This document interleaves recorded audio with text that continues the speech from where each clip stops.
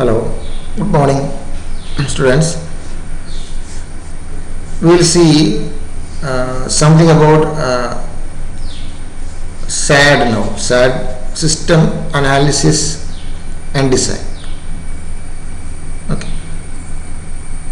So think about a software which is going to be developed. A software which is going to be developed. Let us think what are the steps involved in development of a software. First of all, the customer or the one who likes to create software for his ease of operation. The customer will contact a software development company or a software development person. Okay. And the first thing the software development company has to do is to do the system study. So the first phase you can call it as system study or study phase. So before going to the study phase or before approaching the company itself, the customer or the person who needs the software in his daily operation needs to think about what are his requirements. If I have a shop, then what all things should be done by using a computer to make my operations easy. So this necessity, what is the necessity of my software depending on my operations of the firm. This has to be studied by the customer. Okay. Then the next step is to contact the software development firm, and that development firm has to understand the operations of the firm in which they are going to implement their software. What are their operations? How does this new software helps them to make their job easier? What all may be the inputs from the customer? What type of users will be using the software? So everything about the operation of the software should be studied well, because they are going to design the software based on these studies. So they can use many methods to study about the operations of the firm. If it is a single firm, if it is a firm which is unique of its own, then of course they have to visit the firm and find out what all things are happening there, what all transactions are doing there, and they can take interviews from the owner, they can take interviews from the customers of the firm. Likewise, they have to collect all the details of the software which is going to be developed. So this is the study phase. After the study phase, they can move on to a phase called design phase. Study phase, design phase. So in the design phase, they will be designing a software in paper or in logic. That is, they will, after system study, they understand what all transactions and operations are taking place in the firm, and they will try to automate it by using their own logic, of the software, and that phase is called design phase. So for designing they can use software tools. They are using software tools for designing, for analyzing, for showing, then for creating databases, etc., or database design, etc. Everything they are designing, or they have the complete logic of the software in their mind.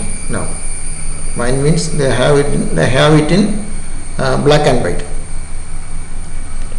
For each process, what all things has to be done, what all inputs has to be obtained, what all outputs has to be shown, which all devices has to be used. Okay. There can be different systems. Depending on the systems, the inputs may differ. So that thinking, what all are the inputs, what outputs are needed from this software, everything is well defined after this design phase. Okay. Then they can move to a phase called development phase. So in this phase, they are developing the software using a language, higher language, or a database management system, or both. They can develop the system they are developing the system depending on the design they have created in the development phase. Okay.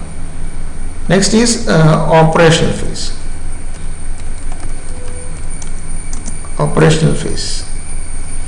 In this phase, the system is operating. Means the users are using it. They have implemented that. They have installed the software in the customer's computer, or depending on the system they might have installed in user's computer, or might have hosted in some server, depending on the software. In the last class I told about the difference between this online software and offline software. So depending on that, the software will be installed, and the users and the owner or the administrator will be using this software for operations. And by that, and at that time, sometimes some modifications may be suggested by the user again. Then he can have additions. So that maintenance also comes in the operational phase. So these are the four main phases: system study phase, then design phase, development phase, operational phase. So we can rename it as study phase. Okay. The most important phase is the study phase itself. Because if something goes wrong in this study phase, what happens? That error is carried forward to all other phases, and it will damage, it will make harm to the software, or it may cause errors in the software, logic errors. So the study phase has to be done in a detailed manner by the user and by the company. That is, before approaching a company, the owner or the user, the one who is going to use the software, should think about what all things has to be done for effective implementation or effective automation of my firm. So study phase is very important. I am relating these phases to a real application or a real world application as a house building. As I always say, think that I am going to build a new house. I would like to have a new house and I am going to build a new house. Okay. So the study phase will contain what all things? He will be thinking how much area I should have in my home. Should it be a single floor or double story? Okay, then how many bedrooms are needed? Okay, then how many kitchens are to be needed? Nowadays we have two kitchens, etc. So how many kitchens are needed? Do the bathrooms should be attached with the bedrooms? Should I need a common bathroom? Likewise, a detailed idea about a house has to be developed by the user itself. Okay, and after developing a rough idea about these things, we can contact a person who draw plan for the houses.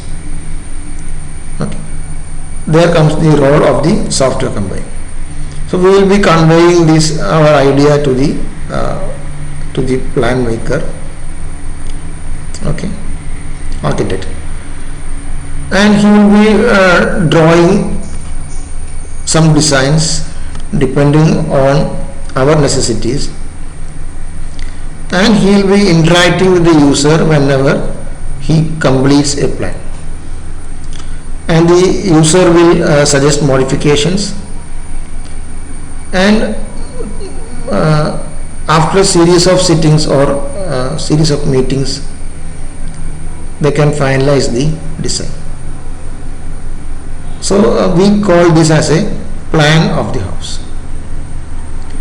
Okay, so for the plan we need actual measurements of the house. That is, how much area is the total, how much area, then how much area is each bedroom, how much area is each bathroom, where is the window placed, where are the doors placed, is there ventilation facilities. Everything has to be, minute details of the house will be drawn using actual measurements. This is what we call the plan of the house, and it is similar to the design phase. Okay. Then next step is the development phase. We are actually constructing the house. That is, we are having our basement, we are building our walls, we are placing our windows, we are placing our doors, then by using blocks we are building the house. That actual development can be related to the development phase of the software.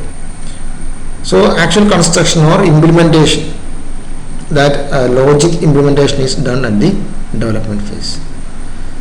Then after completing the house construction, it will be handed over to the user, and the user lives there. He starts to live in the house. That is operational phase.